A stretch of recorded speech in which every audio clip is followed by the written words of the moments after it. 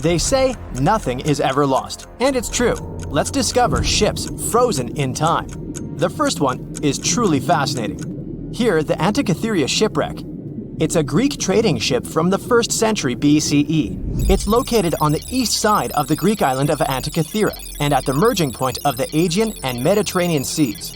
Around 2,000 years later, in 1900, a group of Greek sponge divers discovered the wreck. They were going to Tunisia, yet they were forced to find shelter from a storm on a nearby island. Since they couldn't go anywhere due to the storm, they decided to look for sponges until the weather got calmer. One of the divers discovered the shipwreck at depths of around 130 feet.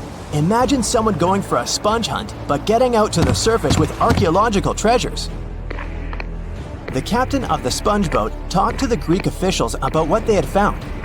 The officials sent 2 ships to the wreckage. The salvage operation was successful, and discoveries are now in Greece's National Archaeological Museum in Athens. The findings included 3 life-sized marble horses, jewelry, coins, and hundreds of works of art, including a 7-foot-tall Colossus statue of Hercules. Among these treasures, Antikythera ephebe, a bronze statue of a young man, caught more attention. Because the ephebe doesn't comply with any familiar iconographic model, and there are no known copies of his type, he held a spherical object in his hand. Scholars have different theories of who that person could be, but they are not in a consensus yet.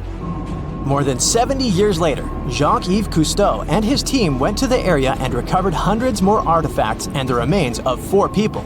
Interestingly, they discovered a complex set of interlocking gears, capable of predicting the movement of the sun, moon, and several planets. The mechanism can also show the times of solar and lunar eclipses years into the future. Think of this Antikythera mechanism as an early computer calendar, to plan significant events like agricultural activities, religious rituals, and Olympic Games. These artifacts found in the Antikythera wreckage are some of the most important findings in modern archaeology. Just the Antikythera mechanism itself has changed our perception of the limits of ancient technology. The mechanism has a sophisticated design and was made over 1,000 years ago. After all these amazing discoveries, experts believe that the wreckage site has remained largely unexplored and is mostly because of its location and the landscape of the seafloor on which the ship rests. The wreck is too deep for scuba divers but too shallow to use something like a submersible. A survey made on the seafloor in 2012 showed evidence of a second wreck about 800 feet to the south. It's clear that this area has a lot to offer humanity. What would happen if those sponge hunters didn't go to the area? Scientists found a shipwreck in Antarctica at the bottom of the Weddell Sea 107 years after it sank.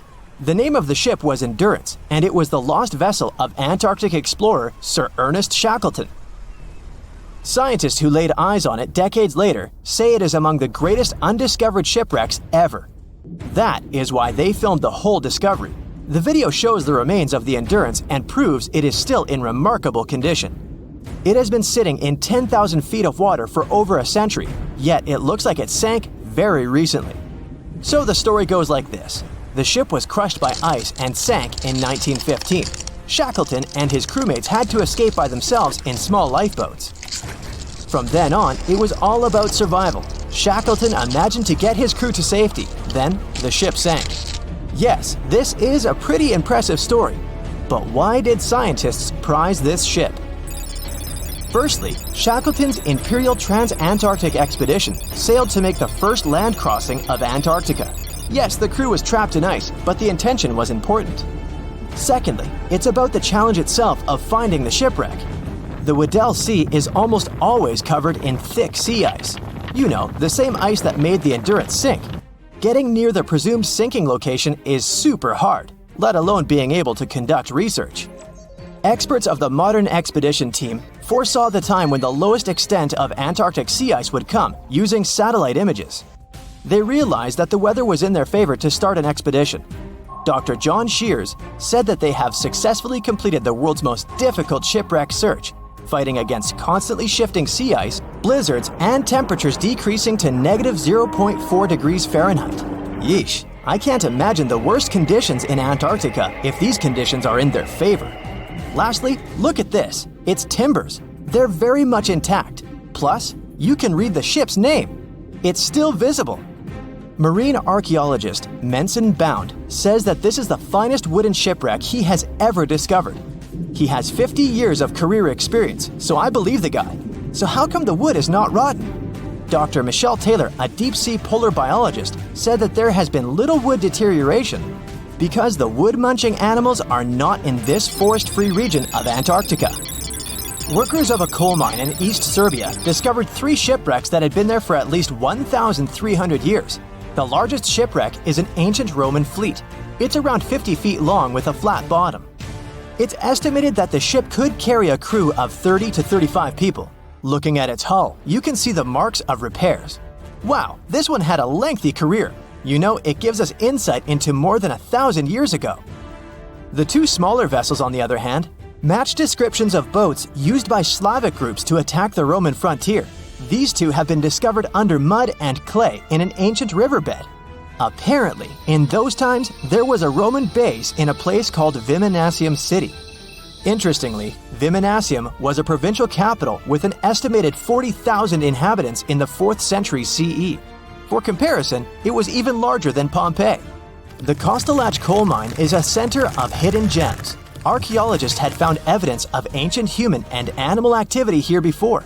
For instance, in 2012, experts found bones of at least 5 woolly mammoths, which went extinct about 10,000 years ago.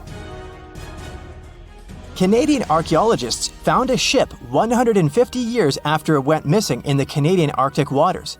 This merchant ship is called HMS Investigator. It was purchased in 1848 to search for the explorer Sir John Franklin's ship that got lost in the Northwest Passage expedition. So, HMS Investigator left Britain in 1850 for this rescue operation. The expedition crew, captained by Robert McClure, sailed the Investigator into the water. He realized that he was in the final leg of the Northwest Passage, the sea route across North America. But before he could sail into the Beaufort Sea, the 122-ton ship itself got stuck in the thick ice. The crew spent the winter over the Prince of Wales Strait. The following summer, McClure tried again to sail to the end of the passage, but the ice blocked his way once more. Here, too, the crew was forced to leave the ship. He steered the crew into the Bay of Mercy. There, they were to remain until 1853 when the crew of the HMS Resolute rescued them. Imagine a crew of 60 people who had to spend 3 winters in the Arctic without even knowing if they would survive. Later on, the ship was found sitting upright in about 36 feet of water. It was in very good condition. Arctic water has prevented the outer deck of the vessel from deteriorating quickly. The outline of the ship and its timber can be clearly seen.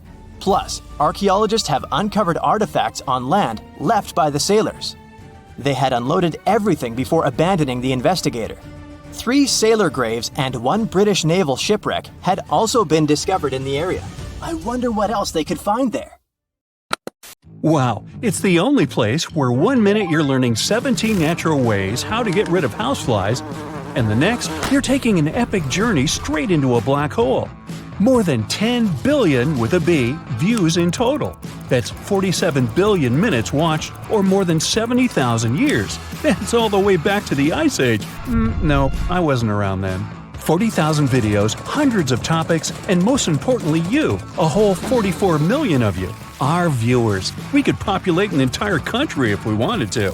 We'd like to continue helping you learn and giving you useful skill improvement tips. Got a thirst for knowledge? We've prepared 4 masterclasses on creating a 2D character animation from scratch, 10 hours of video lessons, practical tasks using professional software, and additional materials that you can use with your own projects. Get the full course now and create your own animated masterpiece. No matter what happens, don't stop! We almost got it! 2 treasure seekers are digging frozen ground in a cornfield at night. It's raining hard, lightning is flashing, but these 2 guys keep working. And now the shovel hits something solid. No way! A treasure chest! They start digging faster and find a piece of a ship's engine. What the? Far from the seas and lakes, somewhere under the fields of Kansas City, they found a giant sunken ship. How is this possible? Now you'll see. Some people spend their lives searching for shipwrecks with treasures underground. One of them is explorer David Hawley. He's been looking for such ships far from the seas, rivers, and oceans for many years. He does this because he likes the feeling of adventure. The holds of these ships may contain chests of gold, antiques, and artifacts, and you can get a lot of money for them. David says you don't have to go into the ocean to find a sunken ship. They may be lying in your backyard. But why do ships end up buried underground among fields, farms, and plains? Let's find out using the example of Steamboat Great White Arabia. According to old records, the newspaper clippings, this ship had been carrying about 200 tons of treasure before it sank in 1856. Many rumors and local legends said the ship was lying underground, a few miles northeast of Kansas City. It was there because people deliberately altered the riverbed and channels of the Missouri River in the second half of the 19th century. They artificially brought the shores closer to each other. They narrowed the river to increase the flow's speed, so boats could sail much faster. In the 19th century, steamboats were the most popular means of transporting passengers and goods.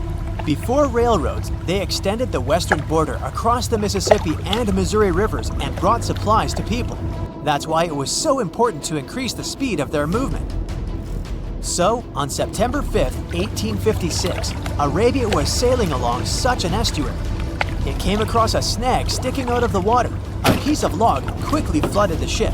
Fortunately, all passengers were evacuated. But the steamer and its precious cargo reached the silt bottom of the Missouri River in a few minutes. Several years had passed. Everyone forgot about the vessel. During this time, the course of the Missouri River had changed. But Arabia remained under the wet, muddy bottom. The soil level above it was getting higher, and the ground was losing moisture. Eventually, many decades later, a cornfield formed above the sunken ship. In the 1980s, one farmer owned this area, and he had no idea what was hidden in his territory. David Hawley carefully studied the history of the sunken ships of the USA. He knew that hundreds of steamers had gone underwater all over Missouri, but most of all, he was interested in Arabia, as there were rumors that it was filled with gold and other valuable things. The territory of cornfields in Kansas was vast, but David Hawley knew how to search properly. In 1987, he started working. First, together with his brother and father, they collected all the clippings from old newspapers they could find. They were looking not only for information about the steamer, but also for maps of the Missouri River. They tracked its historical changes, checked the dates, and identified a large area where the steamer sank. Next, they used electromagnetic testing and other geological stuff to study the soil and find the right place. They searched for differences in ground moisture and density. Then, they went through the territory with powerful metal detectors. And so, by the fall of 1988, they had determined the location of the steamer. Arabia was the size of a football field. This gigantic vessel lay 45 feet underground, 4 stories down. But before they started excavating, they had to ask the owner of the cornfield for permission. For the farmer, this news was a big surprise. He agreed on the condition that the excavations would be completed by spring so that he could sow a new crop. Digging a giant ship in winter is much more difficult and expensive than at other times. It includes additional equipment, electricity, and heating costs. The team worked day and night. They financed the excavations out of their own pocket. Each invested more than $10,000 and took out a bank loan. Finally, they noticed the first details of the ship. The shovels hit the huge engine boilers and the deck. The goal had been achieved. Most of the cargo lying inside the sunken ships is covered with rust, shells, mud, and is badly damaged. The contents of Arabia were in excellent condition, considering that the ship had sunk 130 years prior. Unfortunately, they didn't find the chests of gold.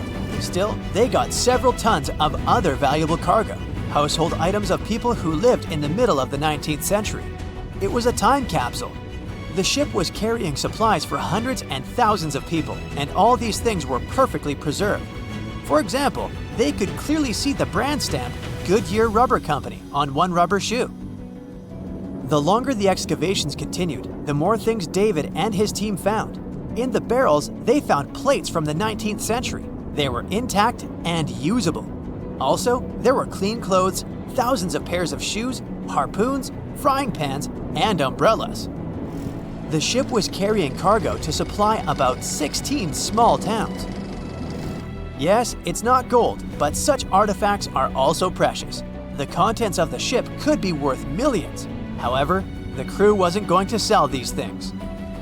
They made a museum on the site of a former fruit market in Kansas City. If you go there, you will immediately feel like you're in a department store of the 19th century. There are thousands of items in good condition. Even the matches here are dry enough to light up. It took David many years to present the entire collection from the steamship. He values each of the items and doesn't want to sell them. Anyone can come here, pay for a ticket, and find themselves in the past. Who knows, maybe there's an old ship hidden in your backyard too. Geologists found an older vessel in the hot desert of Namibia in 2008. This ship sailed back in the days when pirates scared sailors on the seas, and now it's inside a dried-up lagoon.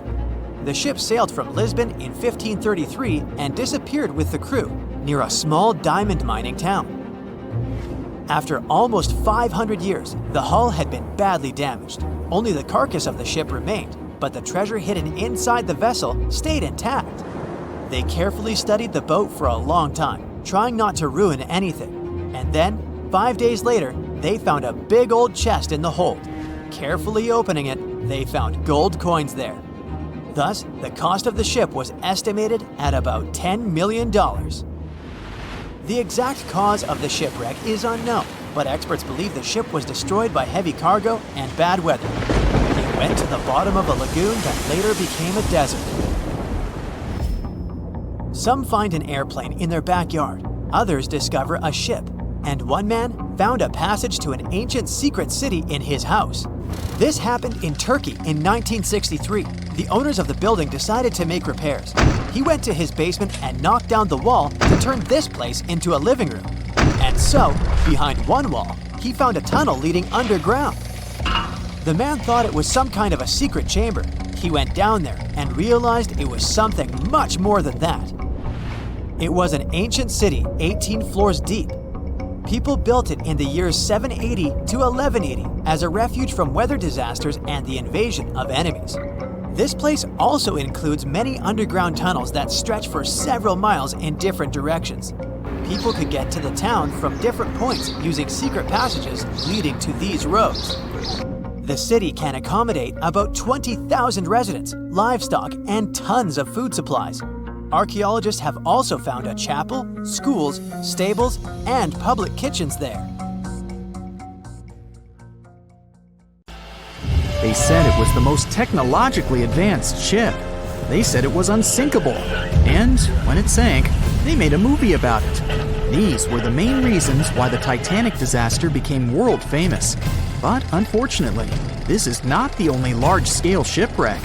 And sadly, there have been cases much worse than the tragedy of the Titanic.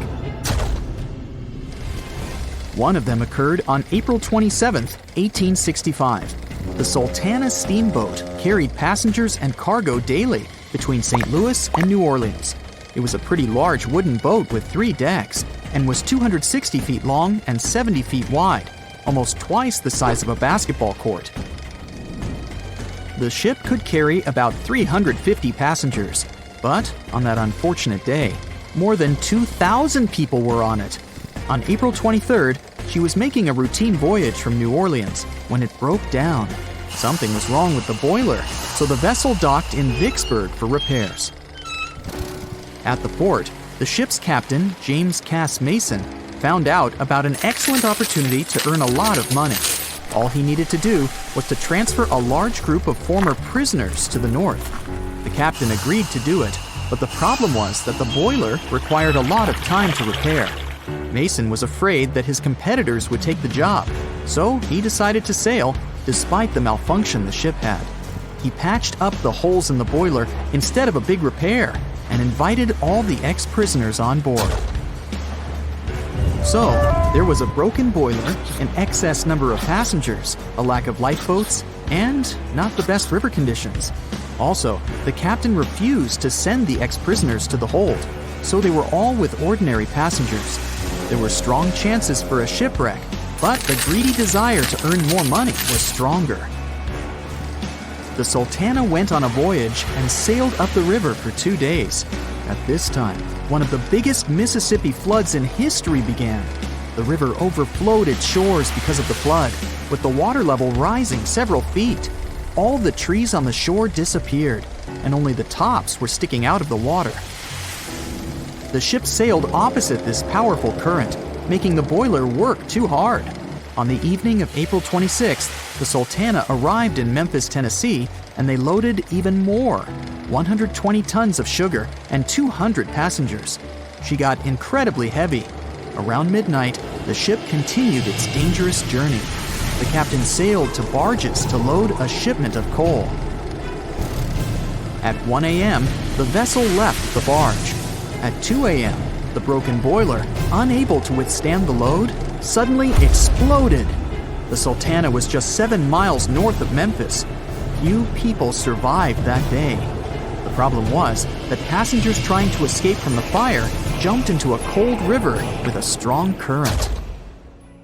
The Sultana disaster is considered the most tragic shipwreck in the history of the United States.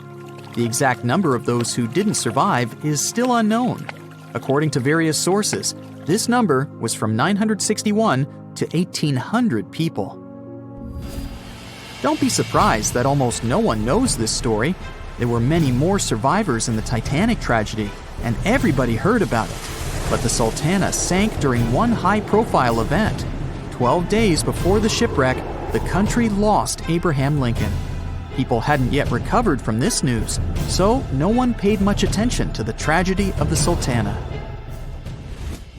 Many catastrophes happened quite recently by historical standards. One of them occurred in 2002. The ferry Joola was a Senegalese vessel. The ferry sailed twice a week, mainly along the coast of Dakar, carrying passengers who traded mango and palm oil. It made daily voyages and never faced severe problems, thanks to modern rescue equipment and good repair service. But one day, the ship's crew discovered a malfunction and sent the boat to port. For almost a year, Joola was in a non-working condition, awaiting repairs. But it didn't get high-quality service. After poor maintenance, the ferry set off on its last voyage. On September 26, 2002, Joola sailed between southern Senegal and Dakar, and at 11 p.m. headed toward Gambia, where a strong storm began. The wind raised high waves, but this wasn't critical for the large passenger ship unless the number of people on board didn't exceed the established norm. Joola was supposed to carry about 500 passengers, but had many more people that day. Too many passengers, poor repairs, and a strong storm caused severe problems for the ship. But the main factor in the shipwreck was that Joola was only built for sailing in coastal waters, but that day, it sailed far from the shore. Big waves started rocking the boat, and at some point, it just turned upside down. The ship's deck went underwater, and its lower part stuck above the surface like an iceberg. All the passengers sitting in cabins fell on the ceiling and lost their orientation in space. There were no holes or damage in the ship's hull, and water flooded the lower decks for a long time. The vessel stood in a twisted position for several hours. Then, the boat began to sink when the water seeped through the deck and hold. The ocean was warm, but no one came to save the passengers. People had to wait almost 4 days to be rescued. Unfortunately, only a few managed to survive. The Philippines is a very dangerous area for ships. This place consists of several thousand islands and a vast area with shallow water. Ships can run aground and damage the hull with reefs and pitfalls. On September 20th, 1987, one of the most terrible disasters in navigation history occurred there. A Philippine passenger ferry called Dona Paz left one of the islands and sailed toward Manila. The sun was shining, the ocean was calm, and the visibility was good. But for some reason, the crew members didn't notice how the tanker Vector was approaching them. The two ships collided at low speed. The collision wasn't strong, but the problem was that the Vector had tons of oil on board, and the Dona Paz crashed into the cargo hold where that oil was stored. So it spilled all over the ocean, and then a spark slipped through. Not only did the two ships catch fire, but also filled with water. Both ships sank in a matter of seconds. Only a few dozen people survived that disaster. On September 27, 1854, the passenger ship Arctic sailed from Liverpool to New York. The fog came rolling down, and visibility got really bad. Another boat appeared out of the thick white haze, the French steamer Vesta. The ships were close enough to each other that a collision was inevitable. The French vessel was smaller, so it seemed to the Arctic's captain that Vesta had received a lot of damage. And while he was staring at the other ship, his boat got quickly filled with water.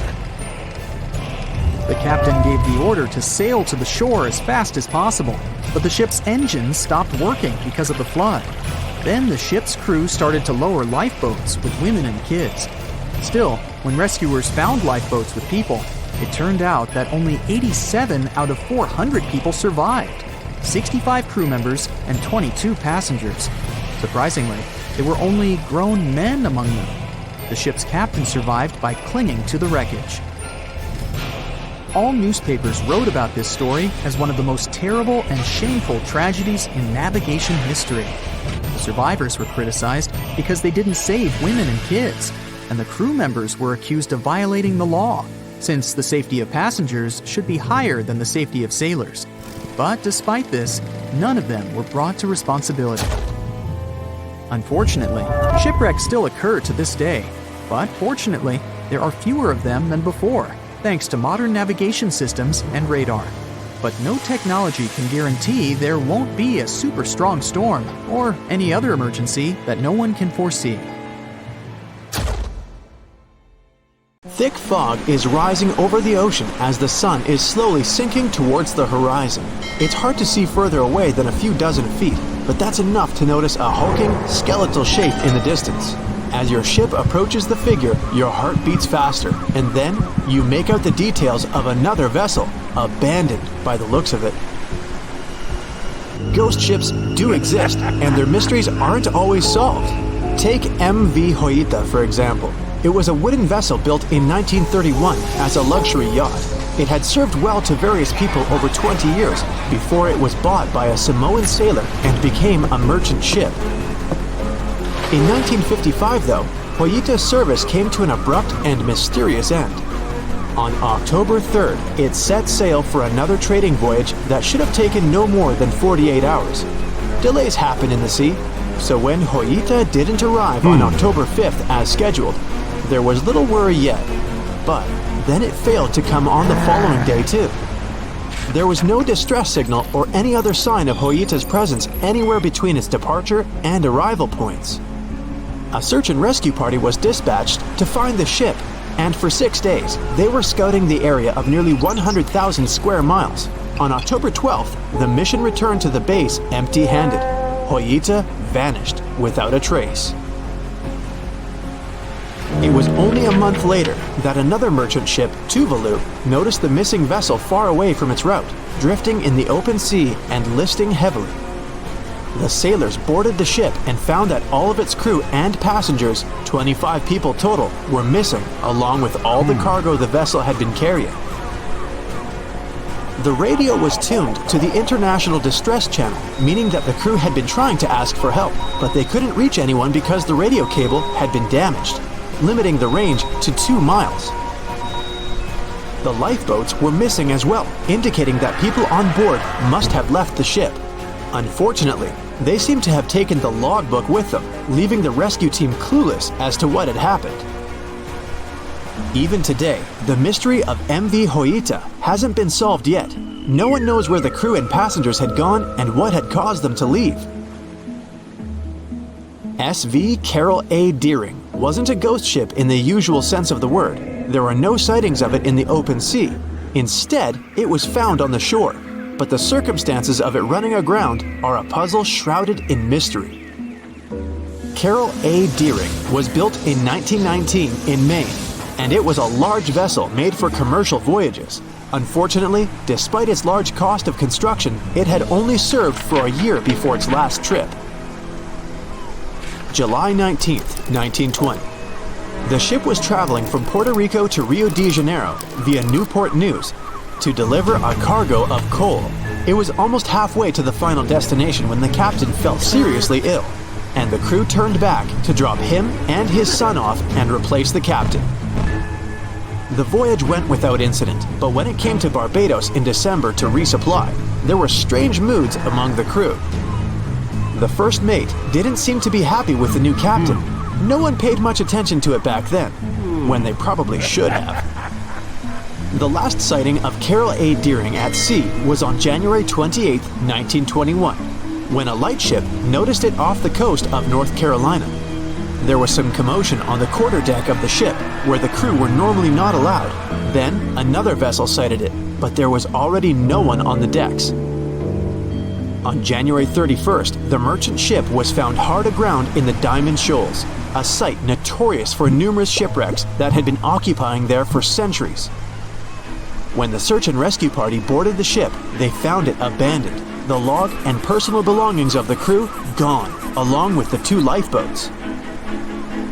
There is still no answer to what happened on board of Carol A. Deering that January, although the most popular version was mutiny. Maybe we'll never find out the truth though. SS Baychimo is perhaps one of the most notable ghost ships in history.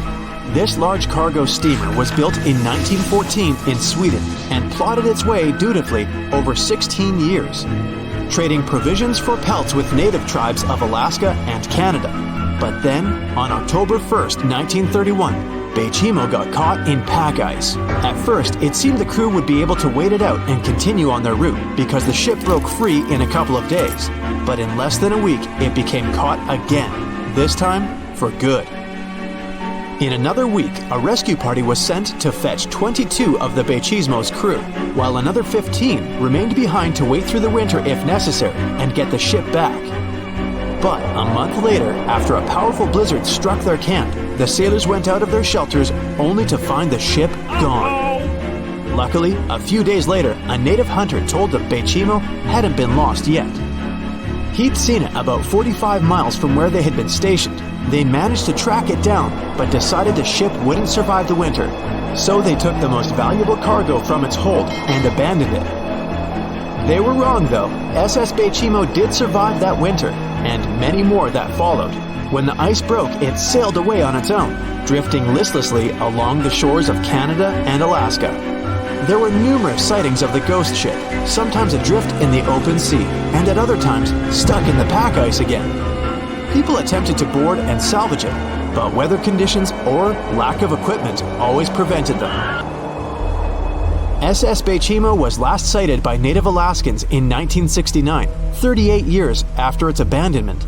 What became of it later remains unknown.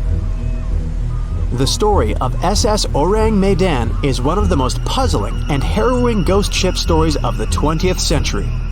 No one even knows for sure if the ship even existed in the first place. It wasn't recorded in Lloyd's Shipping, the International Register of Ships, which makes it either a tall tale or a vessel that avoided being officially recognized for some shady reasons.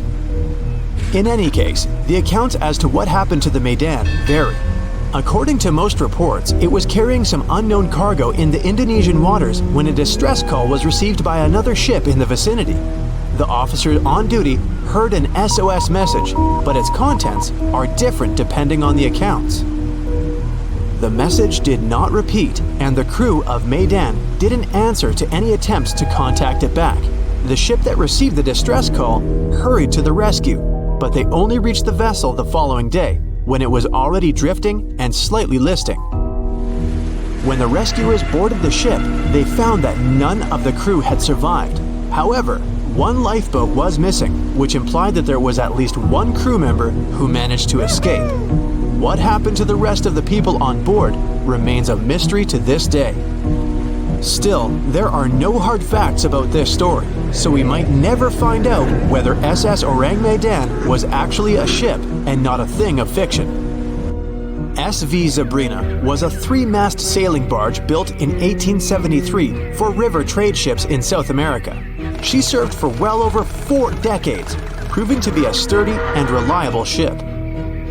It was later transferred to Europe, where it continued serving its purpose well. But then, in October 1917, Zebrina set sail on a regular voyage only to be found ashore several days later. Mysteriously, although the ship was perfectly intact, the entire crew of 5 and the captain were gone. There is no direct evidence or hard facts as to what really happened that day. The most convincing theory is that the crew were washed away from the deck because of an underwater explosion. And then the ship sailed ahead without them, but the truth, as always, remains unknown. It has recently become a popular location for many tourists looking for the perfect place to get away from it all. If you're lucky enough to catch a sunny day here, it's like no other, I can assure you. Chances are, you'll end up having loads of foggy days. But let's be honest, they have a special allure of their own. This enchanting smile-shaped island is called Sable Island. It's located 190 miles from mainland Nova Scotia. It wasn't accessible to the general public until 2013. That's when it was added to the list of National Parks of Canada. You can get here either by plane or by water. But what's so enchanting about this place anyway? There must be something since the yearly tourist count is growing every year. Firstly, there's a spectacular number of wild horses here. There are between 200 and 500 horses roaming free all over the island. There's also a large population of gray seals. The place is also the only breeding location of a rare bird species called the Ipswich sparrow. If you're already considering a trip here, there are some things you need to know first. Remember that fog I mentioned earlier? Well, it turns out that Sable Island is the foggiest place in the Canadian Maritimes. I'm talking about approximately 127 foggy days each year. During such days, Sable Island literally disappears underneath a thick layer of fog. You won't be able to explore the place on your own either. The local regulations state that visitors need to travel within a group, and they also need to keep a 197-foot distance from the wildlife they can encounter here. As charming as this place may be, it holds a dark secret hidden beneath the sandy dunes, and it has nothing to do with beautiful creatures living here or the island's unique vegetation. Apart from being known from its horses and seals, Sable Island is infamous for an overwhelming number of shipwrecks.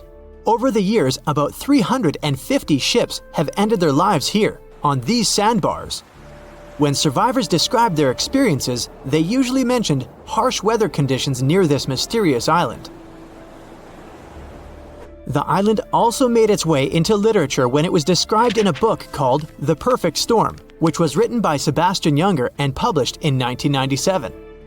The book was so successful that it was later adapted for the big screen in 2000, with George Clooney playing the leading role. The first recorded shipwreck near Sable Island dates back to 1583. The boat was named the HMS Delight and was under the command of British adventurer and explorer Sir Humphrey Gilbert. Only 17 people managed to survive the catastrophe by escaping in a small boat. Records mention that they spent 7 days at sea before reaching the shores of Newfoundland. In 1884, another vessel named the Nicosia struggled in the thick fog as well. The ship was completely destroyed, but fortunately, all 18 crew members managed to survive. The captain's son was almost lost at sea when a lifeboat capsized when he was climbing into it. He somehow managed to stay underneath the lifeboat, which was completely submerged. When this lifeboat righted, he eventually emerged from the water and was rescued for the second time. The years between 1947 and 1999 were relatively quiet on the island. In 1999, though, a yacht called the Merrimack ran aground near the shore of the island at about 2 a.m. on July 27th. The 40-foot fiberglass boat had a crew of only 3 people. Natural gas exploration workers, who were luckily not far away, rescued them. The crew managed to fly safely to Halifax the next day. The owner of the Merrimack tried to recover his boat by hiring local fishermen. Unfortunately, this operation was unsuccessful. since only the fittings of the yacht were eventually saved. It took no more than 6 weeks for the sand and waves to crush and completely break up the hull of the Merrimack. So what is it about this place that's so dangerous for boats? Does it have anything to do with the weather? Or maybe there's other forces at play? The explanation turns out to be a bit more complex, and it wasn't easy to figure out, at least not way back in the 1500s. First of all, the island is located close to one of the world's richest fishing grounds. Since it's also near one of the major shipping routes between Europe and North America, hundreds of vessels sail past it each year. The likelihood of shipwreck increases when there are so many boats roaming around the area. Sable Island is also in the way of most of the storms that move up the Atlantic coast of North America. It's no surprise that boats often get hurtled straight onto the shores of this island. The weather has a lot to do with it too. During the summer season, the warm air from the Gulf Stream creates a dense fog as it merges with the cool air by the Labrador Current that passes by the island. Other currents don't help the matter. Sable Island is next to the meeting point of 3 major ocean currents: the Gulf Stream, the Labrador Current, and the Belle Isle Current. Since the 1950s, radars and other modern navigation tools have been used on commercial vessels as well. Up until then, the sextant was the main instrument used to figure out a ship's location. It doesn't mean that sextants weren't accurate, but this instrument couldn't work properly without a clear view of the sun or stars, which means it didn't help much in dense fog, such as the one surrounding Sable Island, or when it was cloudy. Often during bad weather, the captain of a ship navigated, relying on their experiences and intuition based on the ship's speed and direction. That's why most of the survivors in shipwrecks near Sable Island said that the captain had simply miscalculated the ship's position, crashing into Sable Island by accident. This dusty, sandy land is as unfriendly to ships as it is to trees. There's reportedly a single tree on the whole island, and it looks a lot more like a bush. It's actually a pine tree. And since the famous island horses don't see it as much of a food source, it somehow managed to survive. Reports say that the tree was planted back in the 1950s. Local authorities were trying to grow a forest on the island to make it a bit more welcoming. They've planted tens of thousands of trees over the years, more than 69,000 evergreens, 600 fruit trees, and about 55 pounds of pine seeds, along with other plants which could survive the conditions on the island. But they were no match for the extreme weather and sandy soil. Out of all those plants, just one pine tree is still alive. Thanks to its resistance, it has even become a symbol of Sable Island. Interestingly, for around 40 years, the island also had just one inhabitant. Can you imagine that? One person living on a remote island for so many decades? It's the story of a woman called Zoe Lucas. She chose to surround herself with the only residents on the island: the horses, the gray seals, and the many species of birds. An esteemed naturalist, she mentioned in an interview she gave back in 2017 that she was used to living on the island and that she never got lonely. To survive here, she had to put together an essentials kit. It included a notebook to take notes and a pair of binoculars to study the wildlife. You can safely assume she wasn't scared of the intimidating surroundings, since she decided to eventually call this place home. At first, Zoe wanted to set up camp on one end of the island, near some abandoned buildings. But eventually, she settled in a wooden house near a bunch of sand dunes. A Canadian institution called the Meteorological Service of Canada put together the simple construction back in the 1940s. Parks Canada operates the building these days. Zoe's work included gathering as much data on the local horse population as possible. It could help scientists better understand how they managed to adapt to the unfriendly environment. She also helped gather the debris that made it to the shore to help track pollution levels. Among all the rubbish that she collected, there was a refrigerator and a crate full of fresh peppers. Some other specialists eventually started working rotating shifts on Sable Island to offer the brave woman a little bit of company now and then. Strange things occur in the cold waters of Antarctica. One of these things happened to a ship called Jenny. It was a small schooner whose history began in 1822. The boat and its crew set sail and disappeared a year later. For 18 years, the ship was considered sunk. People forgot about it, but in 1840, the vessel reminded the world of itself. That year, the whaling ship Hope sailed through the Drake Channel in Antarctica. The crew members noticed a ship among icebergs. It was the schooner Jenny. It was floating slowly in the dark, with no signs of life. The captain of the Hope, Mr. Brighton, gave the order to approach the mysterious vessel. They thought it was some creepy ghost ship, but as they came closer, they noticed crew members on the deck. The sailors of the Hope called out to them, but received no answer. This time, it became clear that something terrible had happened to the Jenny. When Brighton boarded, he realized that the Jenny crew members weren't missing. They were here. Frozen people stood like statues. Brighton went down to the lower deck and found the captain. He was sitting frozen at the table, holding a pen. Brighton looked at the logbook. The last record was made on May 4th, 1823. The captain wrote that he was the only living member of the crew. They spent 71 days without food. It seemed that the ship got lost in the sea because its captain went off course or sailed into an iceberg, but no one knew for sure. After that, nobody ever saw the Jenny again. According to rumors, the crew of the Hope abandoned the frozen ship and left it to drift in the cold waters. According to other rumors, this whole story is fiction. The story of the Jenny was described in a German magazine in the middle of the 19th century. Still, there was no further evidence of the ship's existence. Already in our time, Cambridge University decided to explore the case of the Jenny. The researchers discovered that one of the crew members of the Hope, who didn't disclose his name, told someone the legend of the frozen ship. Someone shared the story with another guy, and it was published in a German magazine called Globus. And that's all. There was no other evidence. One of the most famous ghost ships was the Mary Celeste, and there's no doubt about its existence. The history of this vessel was documented in court. People wrote about it in newspapers, but the most exciting thing is that the ship continued to be used even after 10 people disappeared from its deck. The history of the Mary Celeste began in Canada in 1861. When it was first built, the ship was called the Amazon. It changed captains several times, and it also hit some rocks. The boat was sold, bought, then sold again, repaired, and sailed under the name Mary Celeste. In 1872, it had a new captain, Benjamin Briggs. He was a decent, brave man with a lot of experience in navigation. He had a beloved wife, a daughter, and a son.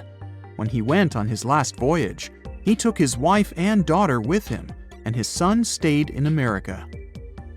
In November of 1872, the Mary Celeste sailed from the port in New York with 10 people on board and disappeared. 8 days later, another ship, the Dei Gratia, also left New York and followed the same route. Dei Gratia's captain, David Morehouse, noticed the Mary Celeste and immediately realized something was wrong. The ship was moving too freely, as if no one was controlling it. The captain tried to contact the crew members, but no one answered him. Then, together with other sailors, he climbed aboard the Mary Celeste. The ship was in good condition. There was no damage. The hold was slightly filled with water, but it could be easily pumped out. Everything seemed fine, but one lifeboat was missing. The crew members' valuables were in their cabins. The cargo was in the hold. The supplies of water and food were untouched. Judging by the records in the logbook, the ship was caught in a storm, but it was not too strong. Other ships also sailed through this storm, but nothing bad happened to them.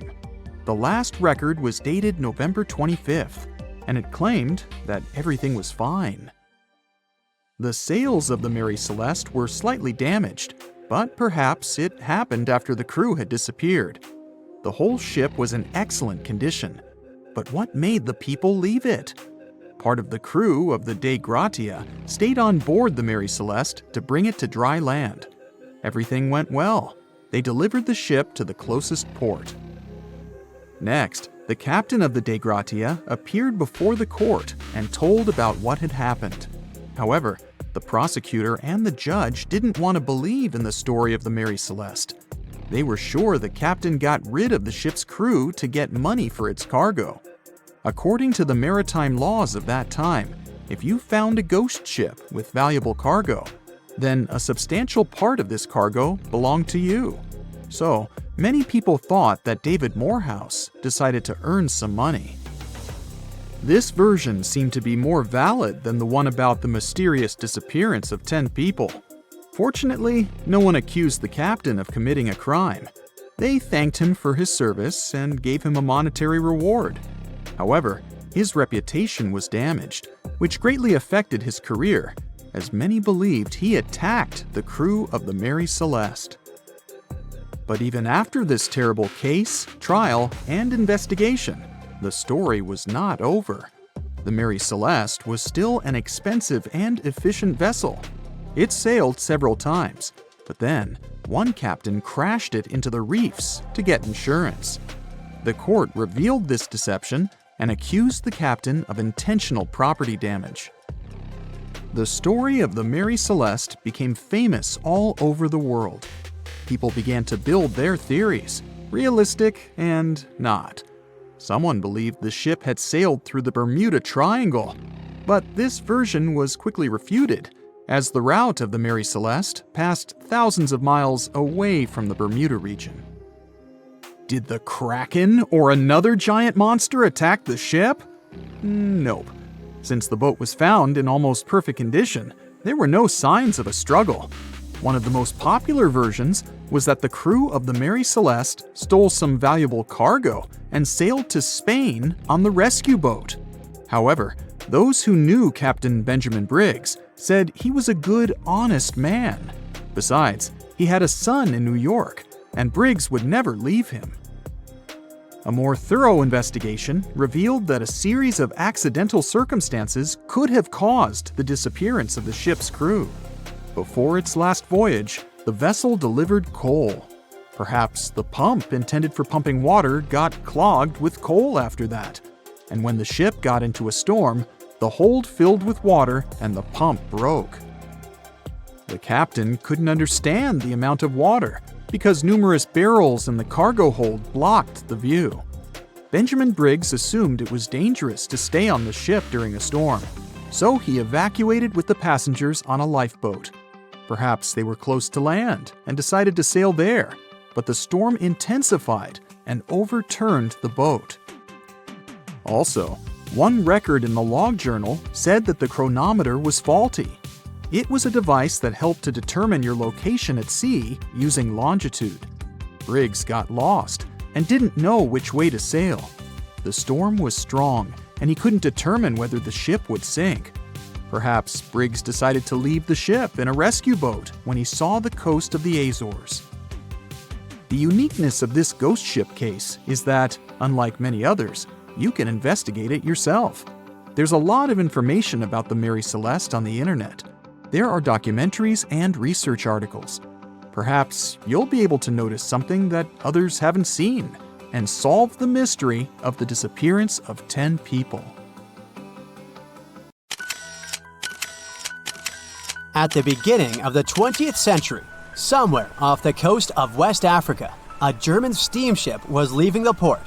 Suddenly, the weather got worse, and the vessel entered a thick fog. The sailors ran aground on a sandbank close to the shore. Luckily, no one was hurt, and they were even able to save their precious cargo. But the ship was stuck in the sand for good. And it was not alone there. Nearly the entire length of the western coast of Namibia is called Skeleton Coast. If the name sounds scary, that's because it is. This 976-mile-long beach line is among the most dangerous places on Earth. The local Bushman tribes believe that their supreme deity made this land when it was angry. The Portuguese were the first Europeans to set foot in Namibia in the 15th century. And yep, they didn't like Skeleton Coast either. Portuguese explorers thought this land presented the gates to the underworld. This is the place where the Namib Desert meets the Atlantic Ocean. It might be dangerous, but it's actually beautiful. Plus, it's a UNESCO World Heritage Site. If Skeleton Coast had a PR manager, they would quit on the first day on the job. The area is not exactly tourist-friendly because of its geography and history. Beneath the sand and the waves, there is a secret ocean currently lurking for unsuspecting sailors. It's called Benguela Current. It flows towards the north along the coast of southern Africa. This part of the Atlantic is rich in marine life, but the current's land neighbor isn't that happy with the deal. This arid climate created the Namib Desert, one of the driest regions on Earth. And that marine life I just mentioned? It's sharks. 11 species of them to be exact. And yes, the great white decides to pop by once in a while. So far, we've got a desert landscape, strong currents, and sharks. Not a place for a beachside resort, definitely. But if someone ends up on Skeleton Coast, will they know they're in danger? Don't worry, they will. The beach is littered with wrecks of all sizes and shapes. If you remember that German ship I mentioned in the very beginning, its massive and rusted stern is now sticking out from the desert sand. There are some 500 wrecks in total scattered along the coast, and it's a mixed crowd, from Portuguese galleons centuries old to ships that ran ashore here in the 21st century. A modern fishing ship called Zala India managed to slip from its tow rope in 2008 and ended up on Skeleton Coast. Okay, it didn't escape on its own, it had some help from the elements. But it's better to be a tourist attraction on a beach than to be broken up for scrap. That's where the trawler was originally going, poor thing.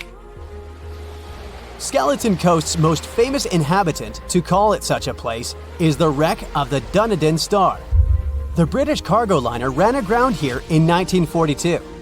The massive rescue operation that followed reveals why it's so dangerous for sailors to end up here. The rescuers managed to save all of the crew and passengers, but at a heavy price. An aircraft and a tugboat were lost in the process. It took the last of the rescuers a full 2 months to return home to Cape Town. Why, you might wonder?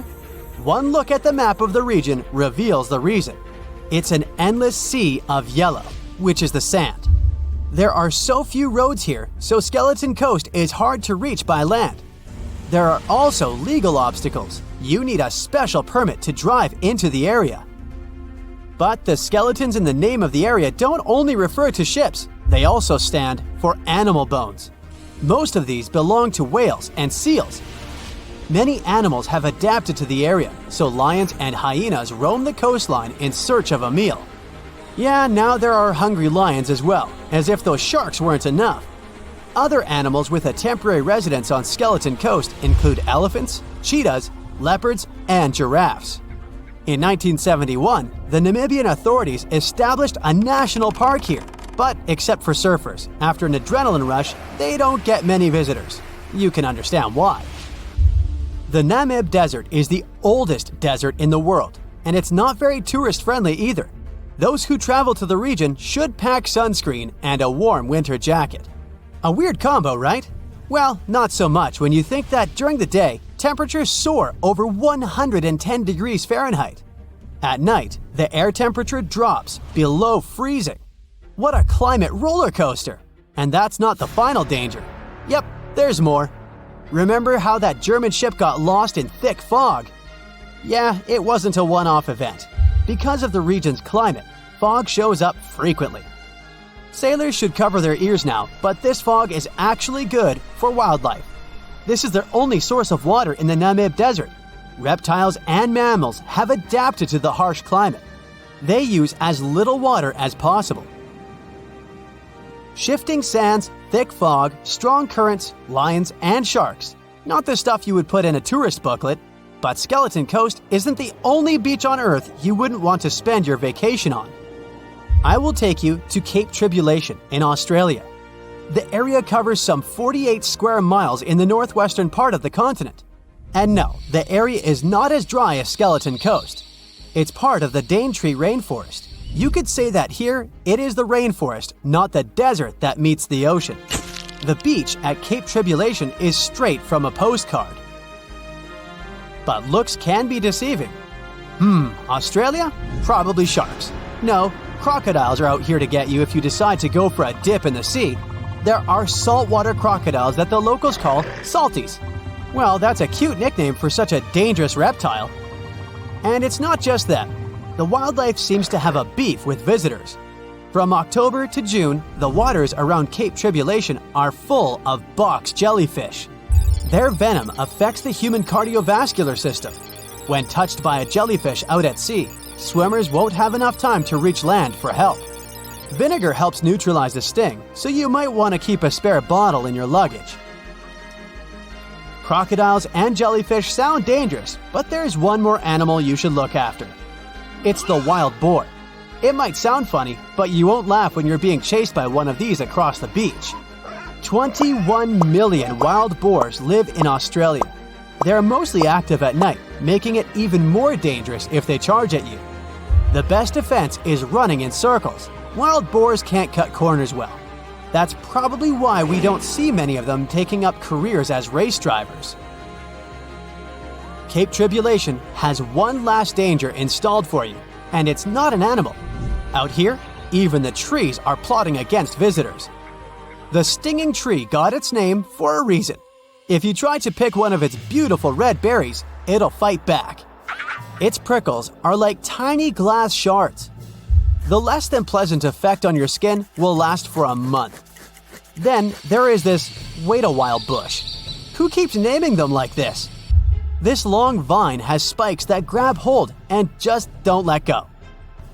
They are so strong they can pull a human off a horse. You'll have to wait for someone to come by and save you from this thorny grabber. If you are about to cross this Australian beach from the vacation list, hold on for a second. Tourism is booming here. The local authorities have restricted access to all of the danger zones. Visitors go swimming in dreamy water holes that are surrounded by lush vegetation. There are even ropes to swing from. Now, that's a beach you can finally relax on. There's a ship drifting somewhere in the ocean without a crew. The last time someone saw it was over 50 years ago. Its story reminds of that of the Flying Dutchman, a ship that's bound to sail forever and bring disaster to whoever sees it at sea. At least the legend says so. Unlike the Flying Dutchman, the SS Baychimo was definitely real and built for a German company in Hamburg and began as an ordinary cargo ship.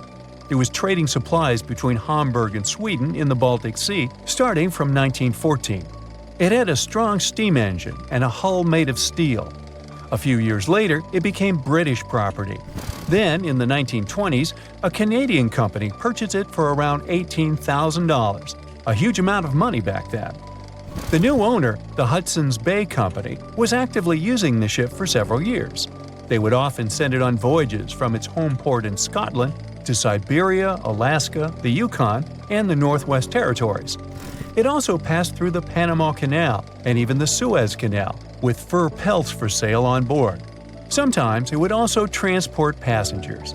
It had completed 9 successful voyages before this strip of good luck came to an end. Starting from the 1930s, SS Baychimo would have trouble with ice and storms.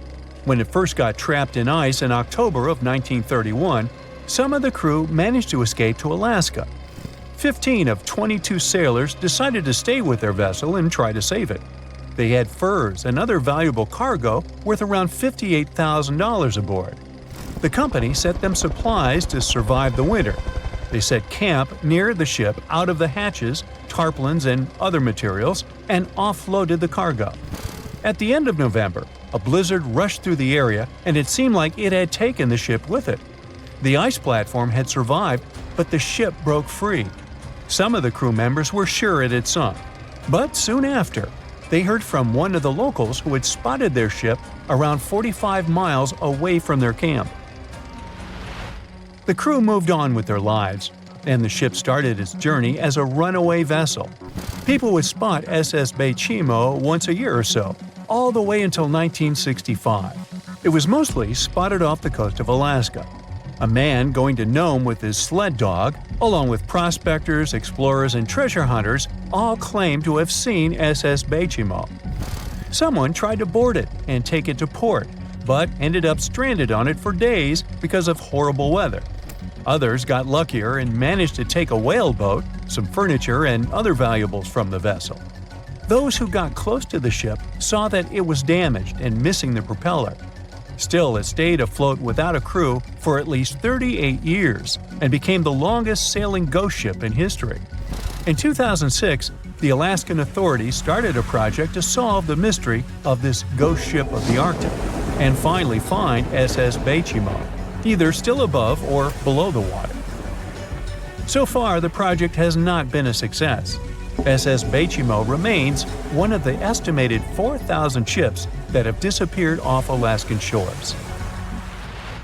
If the legend of the 17th century isn't lying, this ghost ship could be sailing somewhere along the Flying Dutchman. It belonged to the Dutch East India Company. Its captain managed to do the impossible for that time and sailed from Holland to Indonesia in only 3 months. They said he was flying over the sea, and some evil tongues explained that he had made a deal with evil forces to achieve that. Once the ship was sailing back home, its captain and crew disappeared without a trace. There are many versions of what happened to it. One of the first ones said it had tried to enter port at the Cape of Good Hope, got in a terrible storm, and sank as there was no captain to save it. Another legend says the captain had refused to obey the skies to let the ship sink during the storm. A scary life form then struck the boat and the crew, and it was condemned to forever wander without rest. Many sailors claim to have spotted the wandering Dutchman. The Duke of York, who was to become King of England, mentioned having seen it in Australian waters.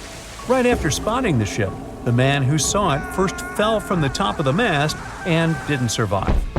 There were more encounters with this legendary ship up to the middle of the 20th century.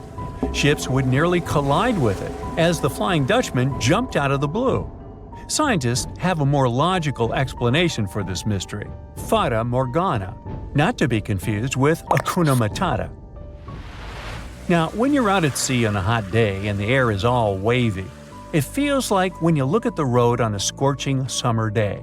That's because of something called atmospheric refraction. When light passes through different layers of air with different temperatures and densities, it bends and twists. Sometimes, under certain conditions, this bending of light can create really bizarre optical illusions over the ocean, like sightings of the Flying Dutchman. The Fata Morgana phenomenon can make distant objects appear distorted, stretched, or even lifted above the horizon. So you can see a ship far away, but because of the way the light is bending, it will look like it's floating above the water or even disappearing and reappearing. A Fata Morgana is most commonly seen in polar regions, especially over large sheets of ice that have a uniform low temperature. But you can see it anywhere, even in deserts and over lakes on hot days. The first stories about ghost ships go all the way back to ancient Greek and Roman mythology. One of the most famous ghost ships in history is the Mary Celeste. This brigantine was traveling from New York City to Genoa and was fully stocked with provisions, but missing a crew when it was discovered in the Atlantic Ocean in 1872. The crew's personal belongings were also there, completely undisturbed. The final entry in their log was made 10 days earlier. We still don't know what happened to its crew, and the ship has inspired many spooky stories and legends. The Lady Lovibond was another legendary schooner that is believed to have been wrecked off the coast of Kent in the middle of the 18th century. The story tells that the ship's captain, Simon Reed, had just got married and took his bride on board for a celebratory cruise, despite the superstition that it could bring bad luck. They were on their way to Portugal when the first mate, who is also in love with the captain's new wife, went mad because of jealousy, attacked another crew member, and then took over the wheel and steered the ship straight into the dreaded Goodwin Sands. No one aboard survived, and the schooner is said to reappear as a ghost vessel every 50 years. In present times, many vessels become abandoned and turned into ghost ships intentionally. There are thousands of them floating in U.S. rivers, lakes, channels, and coastal waters. Some people lose their boats in storms and other extreme weather. Others have to abandon their boats because maintaining them can cost 10% of the boat's price. Plus, docking a vessel can add up to several $1,000s every year. Most boats have been made of fiberglass, so an owner can't just recycle them as scrap metal. So, once they want to get rid of it, they often tie it to a dock and sneak away, or leave it floating far away from the shore, or just try to sink it. When ghost ships sink in shallow waters, they can cause damage to coral reefs, mangroves, marshlands, oyster habitats, and wetlands. Plus, they can collide with unsuspecting regular ships and cause real trouble. So, don't do that. Enough said.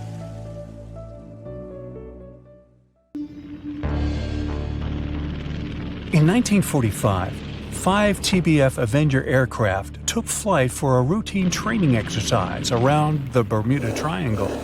In the middle of the exercise, the planes were struck by intense rain and heavy winds, despite the clear weather forecast. The pilots became extremely disoriented and radioed the base to report that their navigational equipment had stopped working.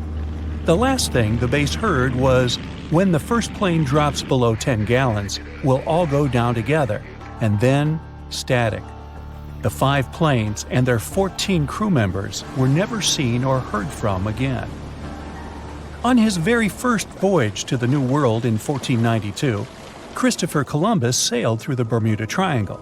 Columbus reported that one night when he was on the deck of the ship, he noticed a giant light appear in the distance, unlike anything he had ever seen before. Columbus looked at his compass for direction, and it gave off erratic readings. You might have noticed that the Bermuda Triangle doesn't appear on any world map. This is because official institutions refuse to acknowledge that the area actually exists. A popular theory suggests that rogue waves are responsible for the many disappearances. Rogue waves are called extreme storm waves by scientists. They occur when different weather patterns take place at the same time and cause large, unexpected waves. Witnesses say that the waves look like giant walls of water. These waves could explain why ships go down fast and without leaving any trace. The Bermuda Triangle is home to some pretty intense and unexpected weather. Storms build up quickly and unexpectedly, then disappear soon after. If you blink, you might miss it. This could explain why few distress signals are issued. Pilots and sailors never saw the weather coming. No one knows exactly how many ships and planes have disappeared in the Bermuda Triangle. The rough estimate is 50 ships and 20 planes. Most of the time, the disappearances had no explanation and no wreckage has ever been left behind. Another bizarre theory trying to solve the Bermuda Triangle mystery comes from Charlie Berlitz. He insists that the area is home to the lost city of Atlantis. The missing ships and planes and malfunctioning equipment, according to him, were all caused by rays of energy let out by the special energy crystals that power Atlantis. While this sounds silly, Berlitz's theory was convincing enough that over 20 million people bought his book worldwide. In the year 1800, a large sailing vessel called the USS Pickering departed from the U.S. on its way to the West Indies. The ship sailed into the Bermuda Triangle along with its 90-man crew and was never heard from again. The USS Pickering was the first ever confirmed ship to vanish in the Bermuda Triangle. It's believed that the ship was taken out by a storm, but because no wreckage was ever found, we'll never know for sure. When the TBF Avenger planes went missing, a massive search operation was conducted. Boats and planes searched the Bermuda Triangle for any signs of the aircraft. One of the boats searching was a PBM-5 Mariner airboat. The airboat took flight at 7:27 p.m. and called in a routine radio message 3 minutes later. Then, it was never heard from again. No trace was ever found of the rescue airboat or the 5 Avenger aircraft.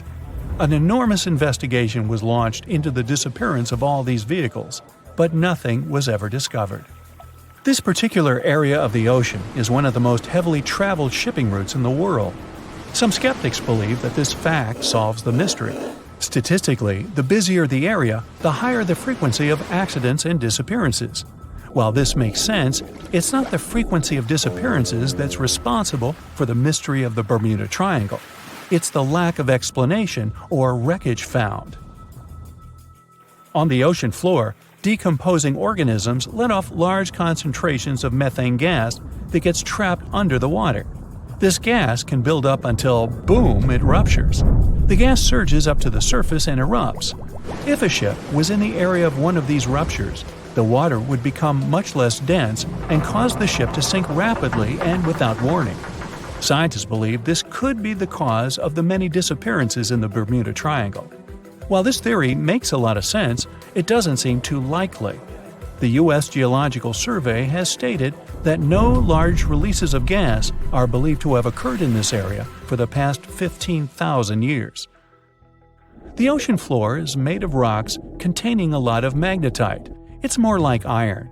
Magnetic fields react to high concentrations of magnetite on the ocean floor, which may start a sort of conflict between the two. It can often lead to various weather anomalies and, as a result, navigation issues. And, naturally, any changes in the ocean floor or the Earth's magnetic fields influence the Bermuda Triangle a lot. Since the magnetic field is constantly moving, it might be also taking the Bermuda Triangle with it. Now that people know where the triangle is, it's easy to avoid it. It supposedly moves eastward together with the magnetic poles. But scientists still can't answer where exactly it will be in a couple of years. Some people blame all the disasters on the extraterrestrial paranormal activity.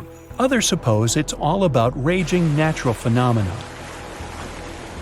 There's another triangle in Lake Michigan. Just like the one near Bermuda, the Michigan Triangle got its shady reputation for some disappearances. The first recorded one dates back to 1679.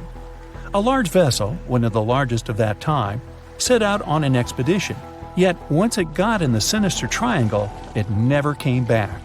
Much later, an aircraft disappeared in this triangle. The skies are usually very clear there, but back in 1883, some people witnessed abnormal things in the area. Some claim to have seen large blocks of ice falling from the skies, and the crew even managed to save one as hard proof. Meanwhile, the Pacific Ocean Mystery Area is another sinister triangle. Off the south coast of Japan, not far away from Tokyo, there's a sea where plenty of ships met their doom, disappearing without a trace in these waters. They call it the Devil's Triangle. Some scientists believe the cause of anomalies is the environmental changes. Also, there's a really high concentration of methane hydrates on the bottom of the ocean in the Pacific Triangle area. You're deviating from your original course and sailing in the wrong direction. There's the Caribbean Sea near the triangle, peppered with small islands. The seafloor here isn't deep. The ship can get in shallow waters. And now the ship is stuck on a shoal, and you have no idea where you are. If this were the 21st century, the ship's captain would be able to reach the shore using GPS and other modern navigation. But the most interesting thing is that the compass would work correctly this time, since the magnetic North Pole hasn't already coincided with the true one for a long time in the territory of the Bermuda Triangle. The agonic line is somewhere far away from here. There are no problems with navigation now, but for some reason, this is where ships disappear. In fact, not just here. Throughout the Atlantic Ocean, there are places where many more ships were gone. The Bermuda Triangle is not even in the top 10 of such places. One of the main reasons why many ships are lost here is that one of the most popular shipping routes in the Atlantic passes through the Bermuda Triangle. And the more ships in one place, the more shipwrecks. Simple probability. Then, it just starts getting weird. Other theories say that there's a space-time rift in this region. Ships and planes fall into this rift and end up in the past or the future. But for some reason, there's not a single proof of this myth. There's no reason to think that the rift is hidden somewhere here. The base of an extraterrestrial civilization is located in the Bermuda Triangle. Visitors from other galaxies steal sea vessels along with the crew, so no one finds the wreckage of the ships. This is also a popular myth that has no scientific justification. The Kraken lives somewhere in the triangle. It's a huge squid that sinks ships and also is a legend that sailors tell each other. However, gigantic squids live in the depths of the ocean. They can grow to the size of half a train car, but no cases have ever been recorded where they sunk a large vessel.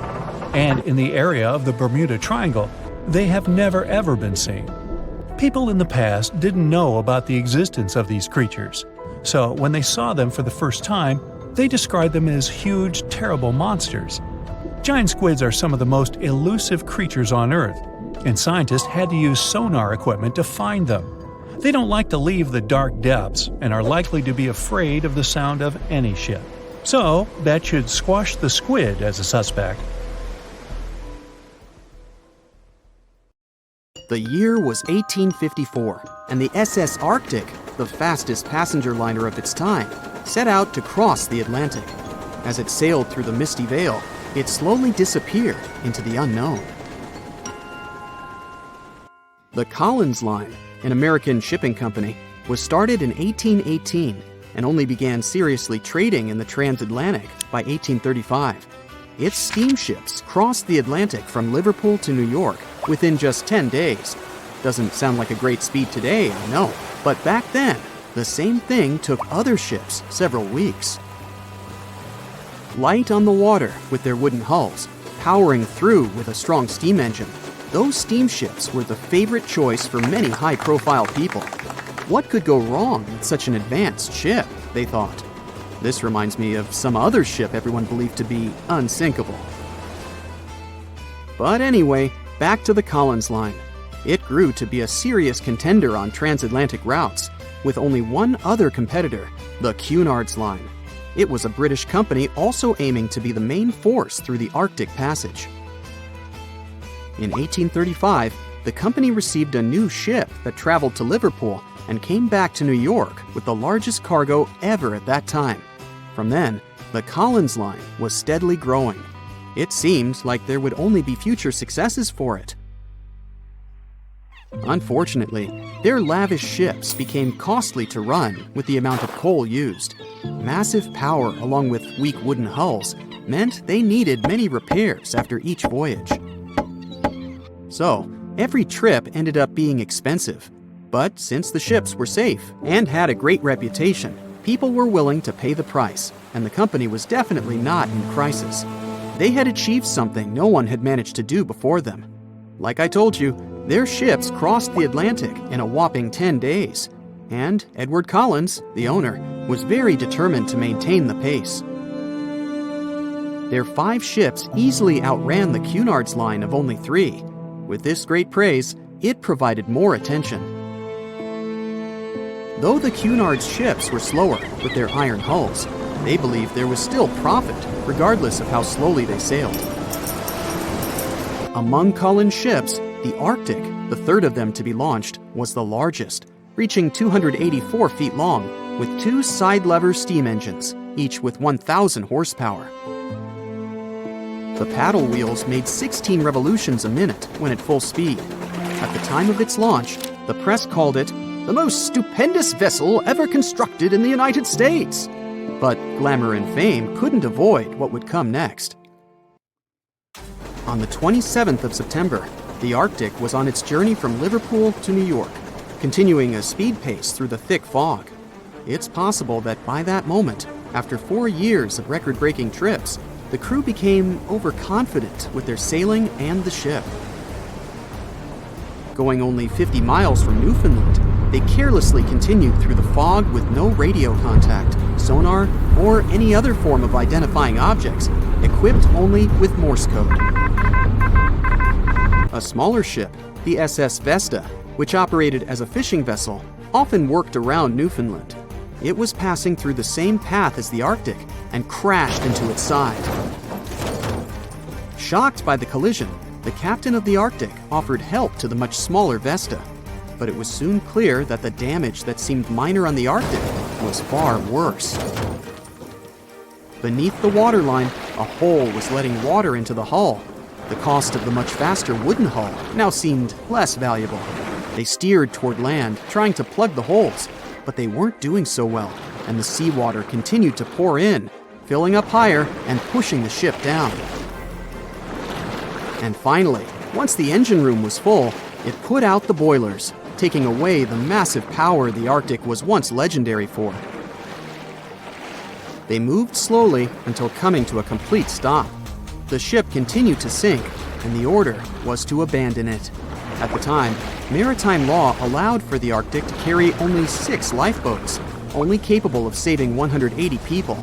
The crew and some of the passengers managed to push their way aboard and took most of the seats on those boats. Things were pretty wild, and everyone forgot about their manners, not letting the ladies and the youngest ones board first. It took 4 hours for the Arctic to sink. 150 crew and 250 passengers were on board. Those that weren't able to find a lifeboat made a desperate attempt to build their own rafts from parts of the ship. 2 days later, only 3 boats made it safely to the shore. The other 3 were never found. Believe it or not, the rescue party also saved some people that had been clinging to the wreckage for 2 days. Unlike the crew, the captain went down with the Arctic, but amazingly survived. He would be only one of 85 people that made it out of the 400 on board.